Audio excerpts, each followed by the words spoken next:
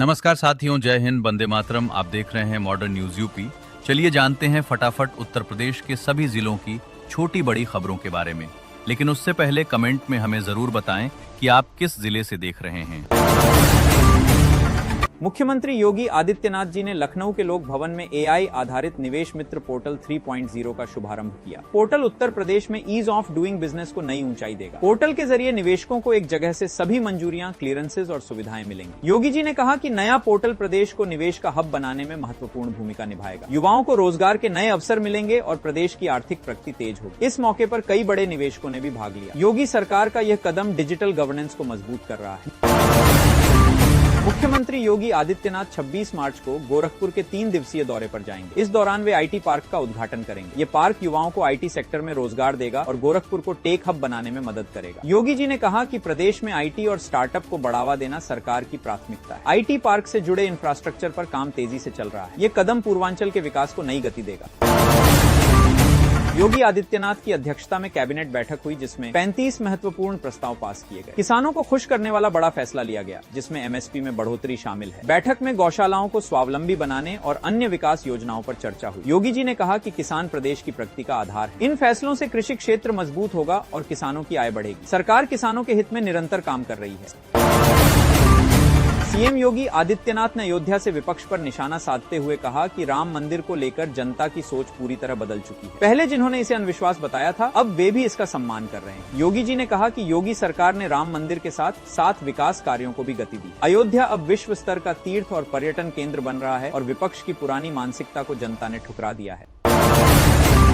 योगी आदित्यनाथ सरकार ने हर गौशाला में फोडर बैंक बनाने का महत्वपूर्ण निर्णय लिया है। इससे गौशालाएं स्वावलंबी बनेंगी और गोवंश की देखभाल बेहतर होगी। सीएम योगी ने कहा कि गौ रक्षा और गौ संवर्धन हमारी संस्कृति का हिस्सा है। फोडर बैंक से पशुपालकों को लाभ मिलेगा और गोवंश संरक्षण मजबूत होगा। ये कदम पर्यावरण और कृषि दोनों को मजबूती देगा। योगी सरकार पशु कल्याण को प्राथमिकता दे रही है। योगी आदित्यनाथ ने विपक्ष पर तीखा हमला करते हुए कहा कि कांग्रेस, सपा और बसपा के शासन में किसान कर्ज में डूबे थे, लेकिन योगी सरकार ने उन्हें आत्मनिर्भर बनाया है। किसानों की आय बढ़ी है और योजनाओं से लाभ मिल रहा है। योगी जी ने कहा कि हमारी सरकार किसान हितैषी है। विपक्ष केवल आरोप लगाता है, लेकिन विकास के काम योगी सरकार कर रही है। वाराणसी जिले के मंडुवाड़िया थाना क्षेत्र के लहरतारा निजी बस अड्डे के पास मंगलवार की सुबह मकान में गैस सिलेंडर ब्लास्ट से भाई और बहन की मौत हो गई। ब्लास्ट से गिरे मकान के मलबे में दबकर परिवार के बुजुर्ग समेत 4 सदस्य घायल हो गए। मौके पर वरुणा जोन की पुलिस, बम निरोधक दस्ता, डॉग स्क्वाड ने छानबीन की है। सभी घायलों को बीएचयू ट्रामा सेंटर में भर्ती कराया गया है। इटावा के इकदिल इलाके के प्रीतम ने खुद को आईएएस अधिकारी के तौर पर बताकर गोरखपुर के एक परिवार को झांसा दिया और घर की बेटी से शादी कर ली। लेकिन संदेह पर परिवार वालों ने इटावा जाकर मामले की तस्दीक की तो पूरी कहानी फर्जी निकली। गोरखपुर में परिवार ने कैंट थाने में आरोपी प्रीतम के खिलाफ केस दर्ज कराया। इसी मामले में पुलिस ने आरोपी प्रीतम को जालौन जिले से गिरफ्तार कर गोरखपुर लेकर आ गई। शहर की युवती से शादी करने वाला फर्जी आईएएस प्रीतम हाई स्कूल पास है। आरोपी किराए के मकान को अपना बताकर शादी रचाई थी। दूल्हे का असली रूप सामने आया तो वधू पक्ष ने विदाई के तुरंत बाद हंगामा किया और बेटी को अपने साथ लेकर शहर आ गए थे। इसका पर्दाफाश। हापुड़ में गैस सिलेंडर वितरण प्रणाली चरमरा गई। लोग सुबह से शाम तक लंबी लाइनों में खड़े रहते हैं, लेकिन सिलेंडर नहीं मिल पाते। बुकिंग पर हफ्तों बाद की तारीखें दी जा रही हैं। नया नियम लागू होने से सिलेंडर अब 35 दिन बाद मिलेगा। प्रशासन के दावों के बावजूद स्थिति खराब है, जिससे आम लोगों में रोष बढ़ रहा है।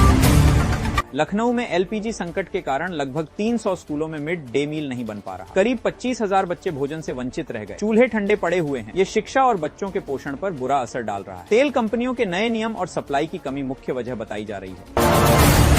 मथुरा में प्रधानमंत्री किसान सम्मान निधि योजना में बड़ा घोटाला सामने आया। जांच में 75,735 फर्जी लाभार्थी पाए गए, जिन्होंने करीब 61 करोड़ रुपए हड़प लिए। कृषि विभाग ने कार्रवाई शुरू कर दी है और फार्मर रजिस्ट्री अभियान के दौरान यह खुलासा हुआ।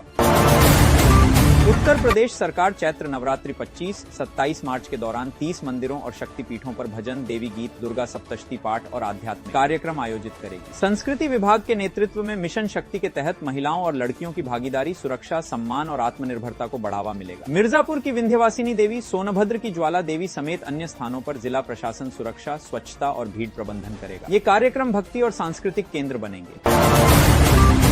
बाराबंकी में तालाब की सरकारी भूमि पर मछली पालन पट्टे का दुरुपयोग कर एक्वा पाम आइलैंड बनाया गया था। लोग शुल्क देकर पिकनिक मनाते थे। तहसील प्रशासन ने बुलडोजर से आंशिक खाली कराया और अन्य अवैध निर्माण पर सख्ती दिखाई गई।